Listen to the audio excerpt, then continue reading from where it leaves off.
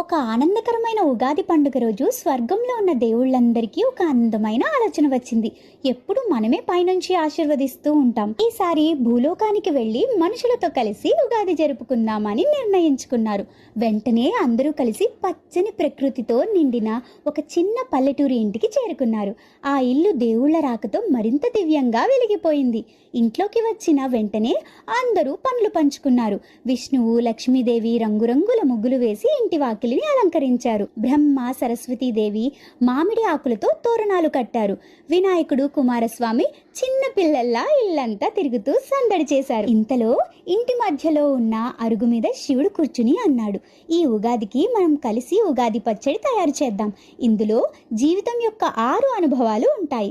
అలా హనుమంతుడు లేత మామిడికాయలు తెచ్చాడు. కృష్ణుడు తీయటి బెల్లం తీసుకొచ్చాడు. రాముడు చింతపండు తెచ్చాడు. వినాయకుడు ఉప్పు, పచ్చిమిర్చి తీసుకొచ్చాడు. పార్వతీదేవి వేప పూతను తీసుకొచ్చింది. ఆ 6 పదార్థాలను పార్వతీదేవి ఒక మట్టి కుండలో వేసి ఉగాది పచ్చడిని తయారు చేసింది. అందరూ కలిసి ఆ పచ్చడిని రుచి చూసిన తర్వాత శివుడు ఇలా చెప్పాడు, జీవితం బెల్లంలా తీయగా మాత్రమే ఉండదు. చింతపండు లాంటి పులుపు, వేపపూత లాంటి చేదు, మిర్చి లాంటి కారం కూడా ఉంటుంది. అన్నిటినీ సమానంగా స్వీకరించడమే జీవితం యొక్క అసలు అర్థం. అలా దేవుళ్ళందరూ కలిసి భక్తులను ఆశీర్వదిస్తూ చెప్పారు, లోకా సమస్త సుఖినో భవంతు. అందరికీ ఉగాది శుభాకాంక్షలు.